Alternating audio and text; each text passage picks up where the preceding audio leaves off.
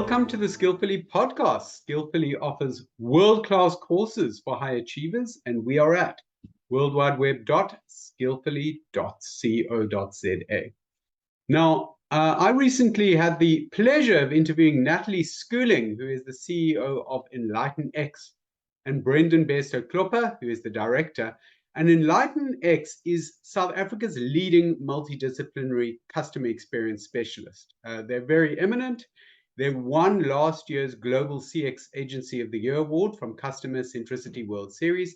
And Nathalie herself has been named among the top 5 CX influencers by CX magazine. We are thrilled that nlightenCX offers a 2-day course called CX Masterclass, which you will find on Skillfully. And the next dates are in June, 12th to the 13th of June at the International Convention Center in Cape Town, and in October, the 15th to the 16th in Midrand. When I spoke to Nathalie and Brendon, I asked a question to kick off with, which some of you may find helpful. I know I did. And the question is simply, what is CX all about? So over to them.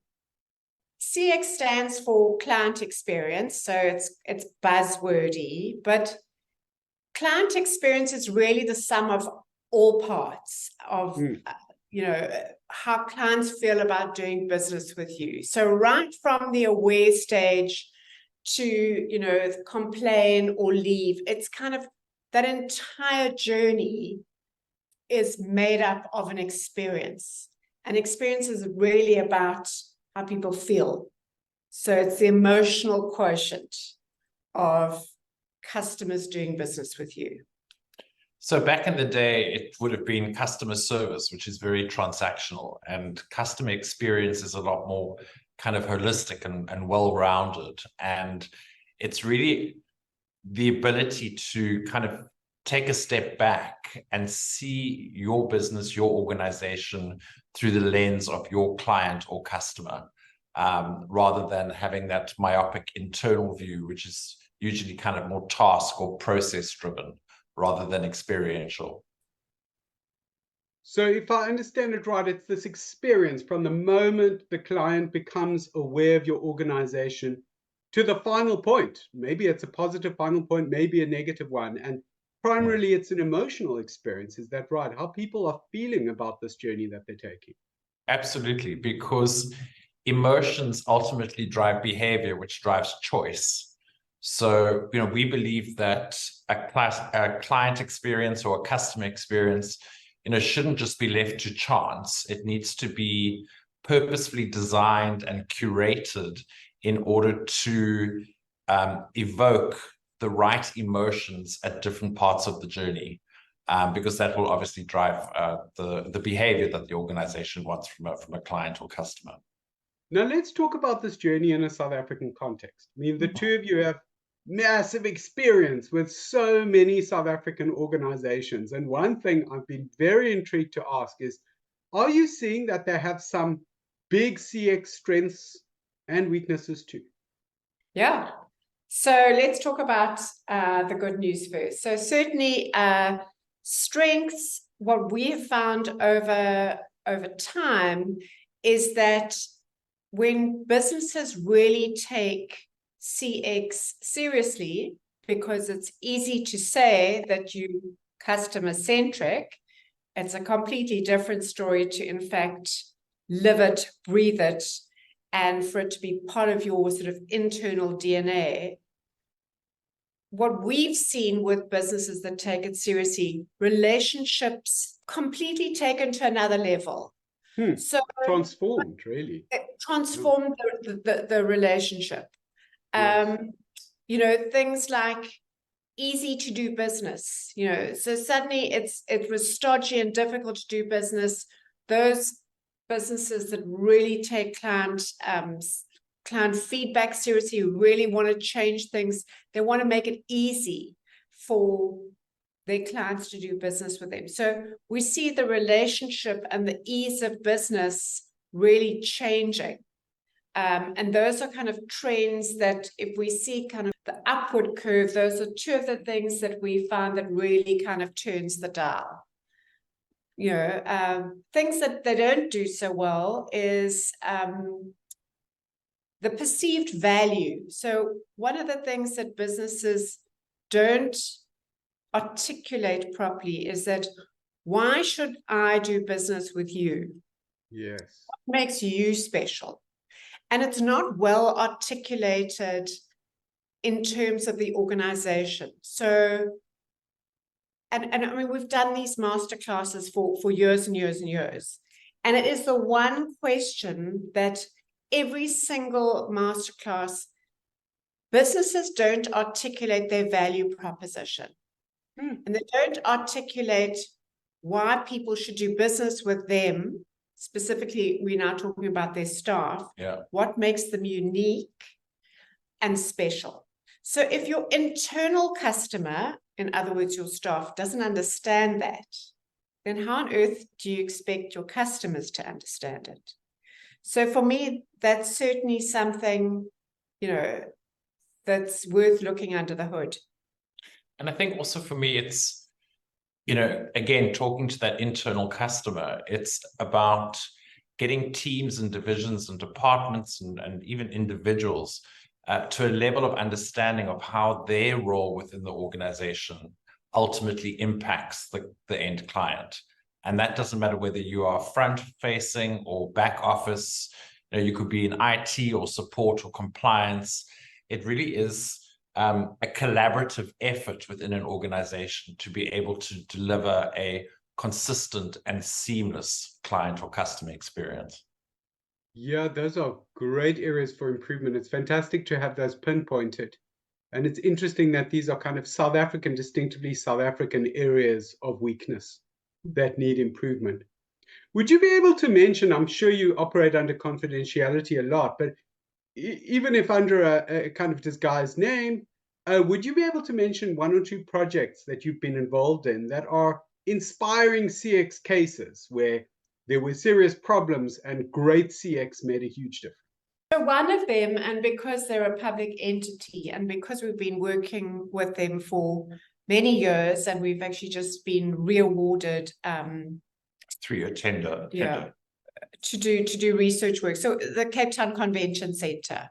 Cool. And it's a really interesting business because actually, I mean, it is an event center, but it's also, it touches on hospitality, it's job creation, logistically, it's next level. Okay, so they've got a really complex product to sell and manage, and obviously there's a lot of pressure, right? Certainly from, it's owned by the city of Cape Town. It generates an incredible amount of work and jobs, etc. And it's such a great news story. And they really take their client feedback. So the folk that actually run events with the CTICC, we speak to them post-event. And for me, it's been such a success story, and they've managed to grow their client satisfaction over a number of years. And now it's kind of not plateaued, but it's really stayed Incredibly stable and really well run. They take the feedback so seriously, and they have a track record of every single client that actually does work with them. They know their likes, their dislikes. They look at the past event reports and the feedback so they can make sure that they continuously improve on their clients' events that they host. Yeah, what they've also done with great success is that they have taken the feedback or the research results and they have built that into internal KPIs with the team.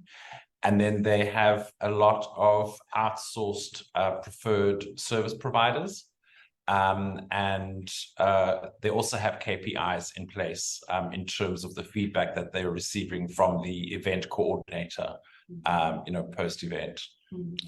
Another client that I'm hopefully won't mind them sharing the story, but it's a company called AdCorp, which is a listed company, and they're in the workforce solution and business optimization space.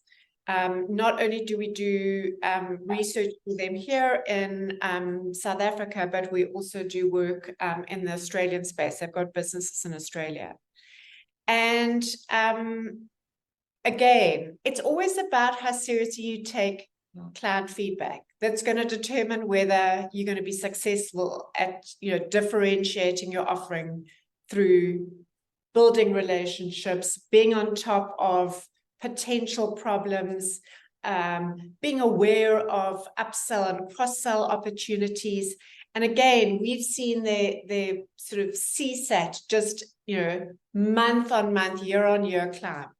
And where clients are so willing to give feedback and are so invested because they realize, they invest some time giving feedback and the actual business takes what they say seriously and on board, which I think is hugely gratifying. I think all of us know what it's like to be asked to give feedback and then we just feel like it disappears into the ether. I love the focus on feedback and its importance. And it feels like a virtuous circle where if you're really eliciting clients' feedback, you're thinking about it, you're building it into your people's KPI and taking on opportunities and dealing with weaknesses that are revealed, your clients will be delighted to give you more feedback because they know it's important. We see it time and time again. So I'm just thinking back to another client, which I'm not going to mention the name. Did a piece of research for them last year, and it was very evident that they were about to lose some significant accounts within their organization. And through the feedback process and the ability for this particular business to actually go and engage with their clients, we have just completed this year's research cycle. And the feedback that we've received from their customers is that they've made huge improvements because someone has actually come to speak to them about their feedback. And that alone has, across the board, has managed to save those accounts that there was potentially very high risk of them losing the business. So it's about how you use the feedback in a positive way, and how you use it also as an opportunity to engage with your client and they feel hugely valued for the opportunity. Absolutely. It's got to be a win-win, Suppose I want to raise CX in my organization and I'm listening to the two of you and I realize this is no quick fix. This is no small thing. This is about the entire journey. Where's a good place to start? We always say you've got to start with really understanding how your customer or your clients feel about doing business with you. What are your strengths? What are your weaknesses?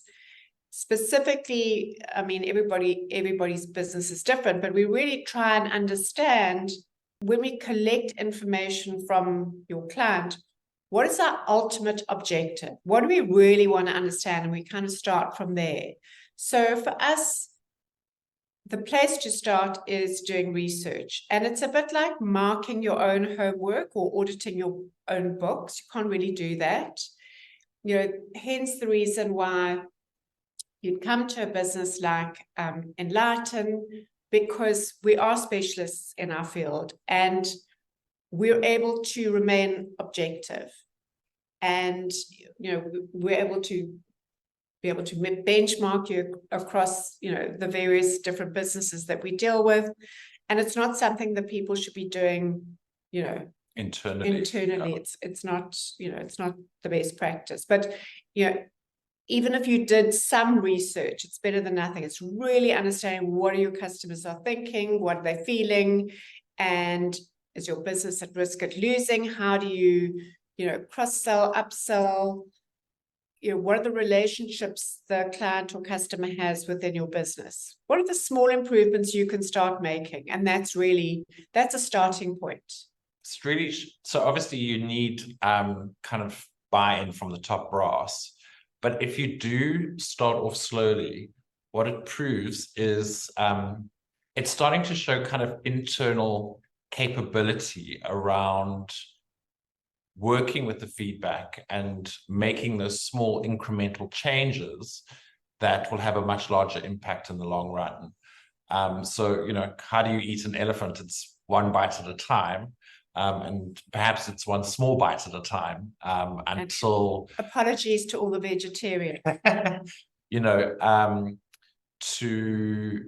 so that it can cascade basically throughout the organization, because it does take a bit of time to get an entire organization's buy-in around client experience, feedback, etc., etc. For organizations embarking on the CX journey, what is the role of the CX masterclass? How does that slot in? What is its value?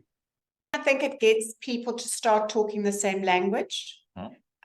We definitely advise on not just sending your front-facing teams, because customer experience and delivering great service is everybody's business.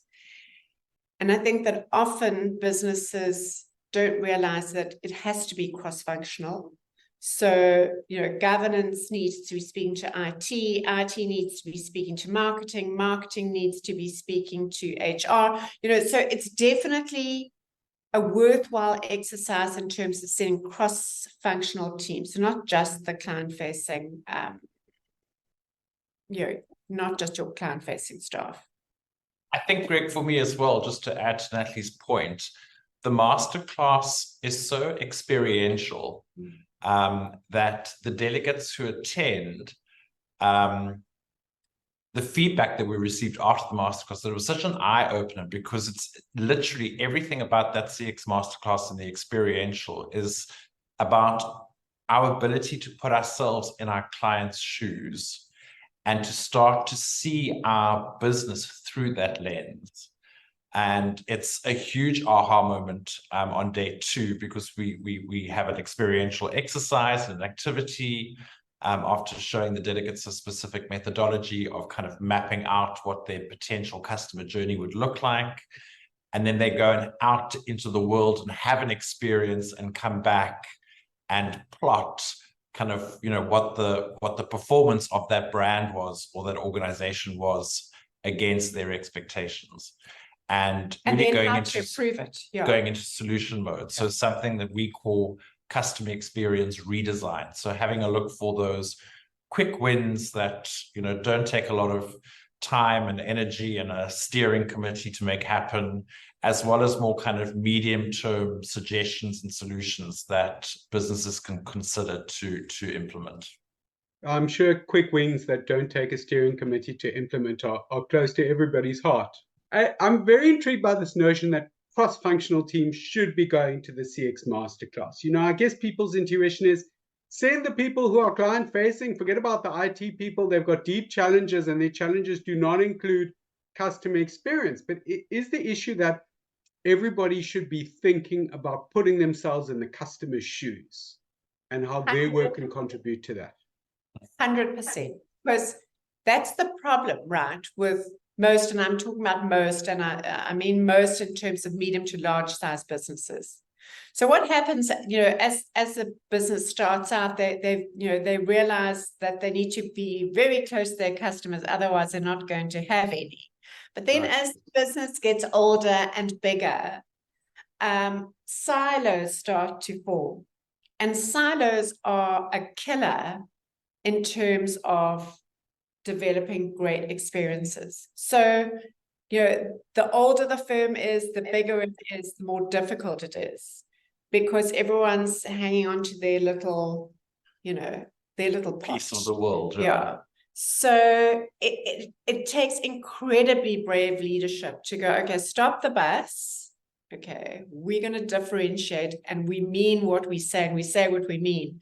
So everybody's involved in this movie. It's not just those people. We have to work together for the benefit of the customer, obviously for the benefit of the business. You're not an NGO.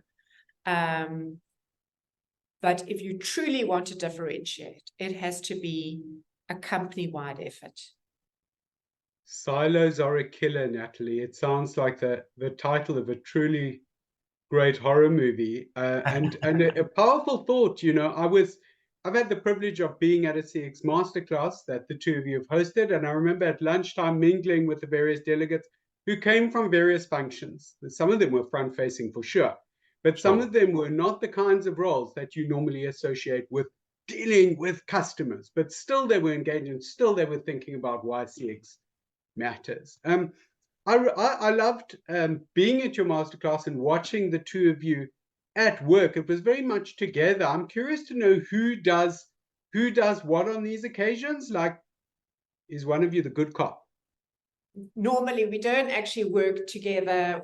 We work a lot kind of doing our own thing, but when we love the master classes, because that's when we're able to share our knowledge with the delegates. And I think we have a lot of fun, because for me, nobody wants to sit at a master class and go, oh my God, this is so boring. Yawn. So we try our best to make it fun, because people learn by having fun, so entertaining. We don't take ourselves very seriously, ever. I mean, people meet us in real life and we're exactly the same, so we're authentic. But we take what we do incredibly seriously. So there's a huge amount of effort and thought that goes into curating the master classes. So it's not just, oh God, here we go, a horse and pony show. It's very much around what are the trends and the topics of, generally speaking, we only do 2 master classes a year because it's a lot of work and it is a labor of love. And we get to have fun. Sure. But it's not our main gig, right? But getting back to your point, because sorry, I have gone the scenic route. I'm the good cop. Brendon's a little bit more risque, but for some reason people prefer Brendon to me. I don't know why. Maybe he's just better looking. Probably. No, I think the two of you come as a great team. That was my experience, and it was very fun. The time I spent at the CX Masterclass was super fun. And let me kind of close with really a question to help people with motivating their presence at the CX Masterclass. So, from one perspective, it's a big ask. Your suggestion is an organization serious about getting to grips with CX would do well to send a cross-functional team, kind of a couple of representatives from a range of different roles in the organization. Don't limit it just to the overt front-facing people.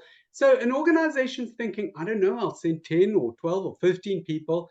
And of course, as we know, it's not just the cost of the 2-day workshop for organizations frequently. And, I think your cost is very reasonable and appropriate, but frequently it's also primarily the cost of having people away from their work for 2 days. So in essence, like in a nutshell, how would you motivate this? If somebody's listening to this and thinking, I want to speak to the COO or the CEO and motivate this, what should they say? So Greg, it reminds me of a great quote by Henry Ford. And he said that the only thing worse than training your employees and having them leave is not training them and having them stay. Right. So if a business is serious about either wanting to differentiate their offering by improving their client or customer experience, and they don't know how, my suggestion is, send some people along and get them to start the movement. Okay, get them to start thinking about it differently. Brendon and I recently wrote a book called Eat Your Own Lunch, and it is everybody, all the delegates get the book as part of the package. The great thing about the book is that it's a handbook, and so it's a brilliant tool to be able to use post the masterclass, because so often people go to conferences or they go to workshops and they forget a lot of the stuff that they've learned because it's in the moment, and they'll go, oh well, that's a great aha moment, etc. But we've gone another step further, and the book has a lot to do with what we talk about at the masterclass. So it's a great tool to be able to have, and it's written in such a way that you can then use this as an add-on and to be able to talk to your teams about what you've learned, and you can collaboratively kind of work through the book together with whoever's been on the masterclass to be able to guide and help the others start thinking about the customer differently. So it sounds like there's an excellent multiplier effect at work. You get one or two representatives of the team who are back from the 2-day CX workshop, they're full of enthusiasm and have appropriate knowledge to start advocating for CX in their team. You haven't trained them directly, you haven't dealt with them directly yet, but nonetheless, they're doing the good work of CX with their colleagues. Yeah, and that's something you welcome. And I think your handbook is excellent.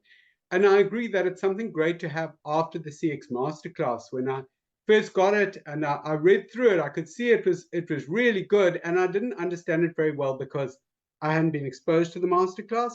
After some masterclass exposure, as you say, people learn a language, and that language came alive during the event, and I understood things better. That really helped. So look, I mean, you've heard it from the horse's mouth. Sorry, it's not the most flattering expression for a fantastic team, but that's probably what I like. Yeah, I'm not saying the masterclass. But this is from the horse's mouth.